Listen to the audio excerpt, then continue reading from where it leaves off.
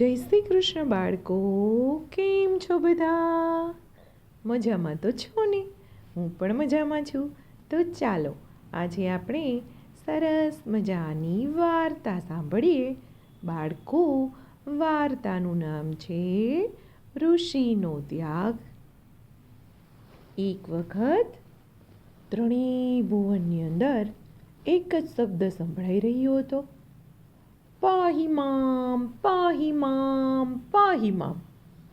પૃથ્વીલોક તો પરેશાન હતો, દેવો પણ હેરાન પરેશાન હતા અને અસુરોની શક્તિ દિન પ્રતિદિન વધતી જતી હતી.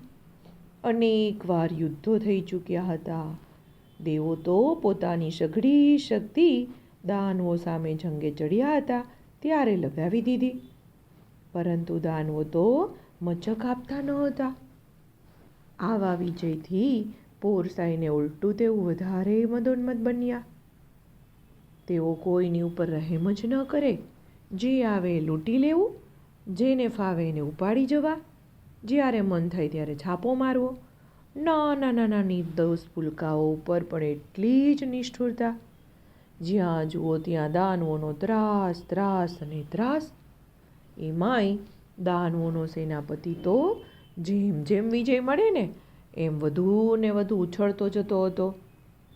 દેવલોકમાં તો સુખ ચેનથી જીવતા દેવોની પણ આવી ખરાબ હાલત કરી નાખી કે દેવાધિદેવ ઇન્દ્રને પણ સૂચતું ન હતું કે હવે આ આક્રમણ કેવી રીતે બંધ થાય.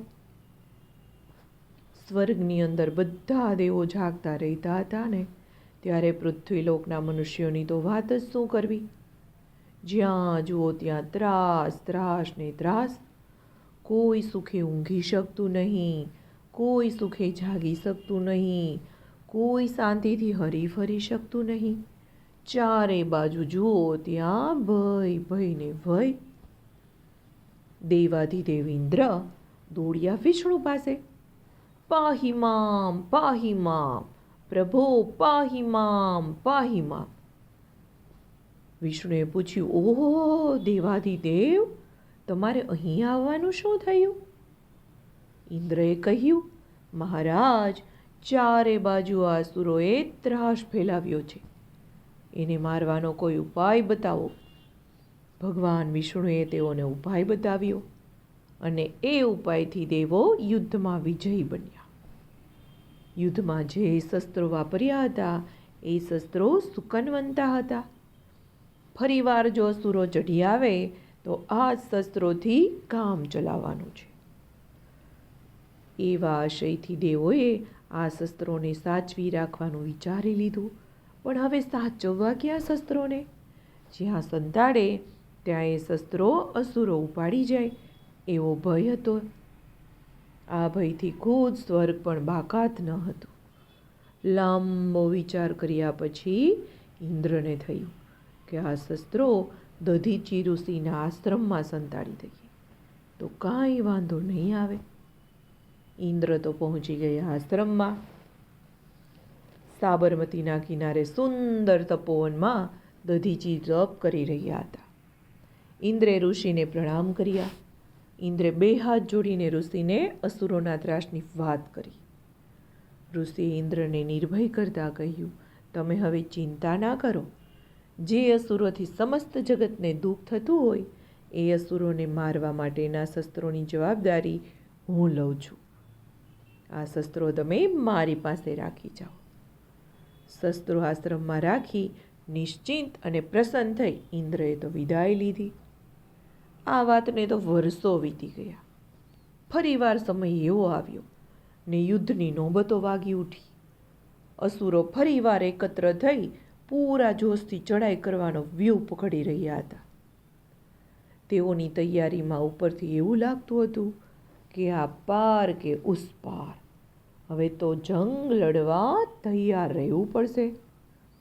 દેવોને પણ આ વાતની ખબર પડી ગઈ. દેવોના રાજા ઇન્દ્રને તરત પેલા શસ્ત્રો સાંભળ્યા. તેઓ પહોંચ્યા ઋષિ પાસે.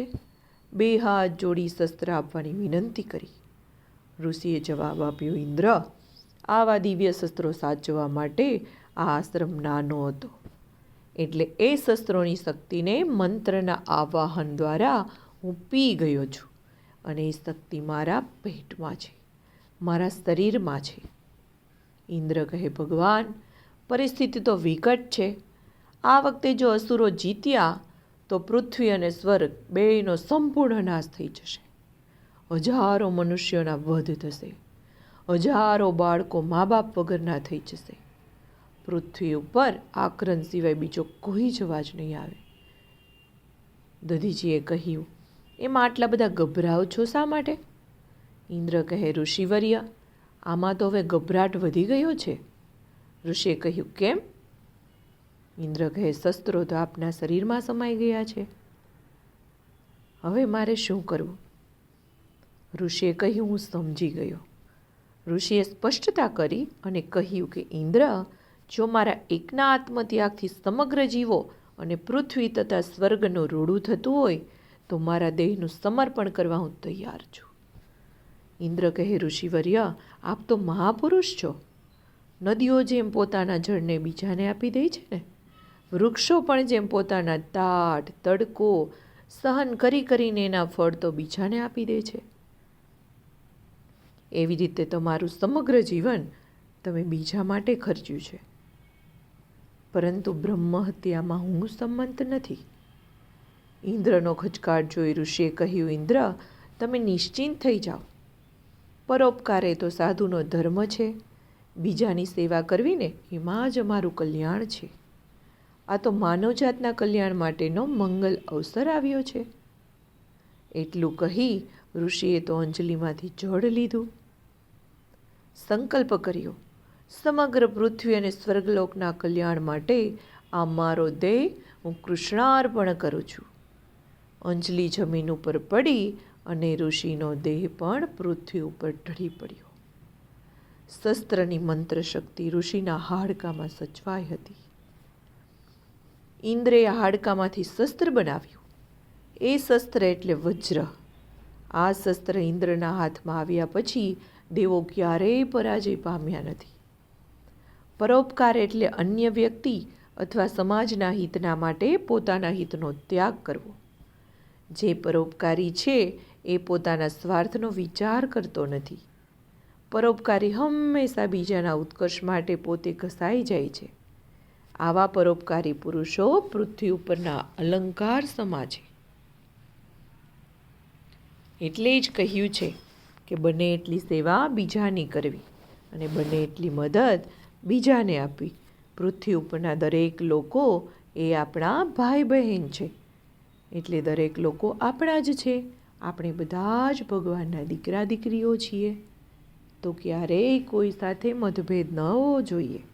બધાને એક સરખો પ્રેમ આપવાનો, એક સરખી મદદ કરવાની અને જે જોઈએ તે બીજાને વસ્તુ આપવાની. આવા પરોપકારી આપણા સંત મહાપુરુષો અને ઋષિઓ હતા. તો બાળકો આવજો. જય શ્રી કૃષ્ણ. વાર્તા થઈ ગઈ પૂરી, બાળકોની મજા પડી. ચાલો જઈએ પોઢી, નીંદર આવી પહોંચી. કાલે મળીશું ફરી વાર્તા લઈને નવી. તો બાળકો આવજો. જય શ્રી કૃષ્ણ.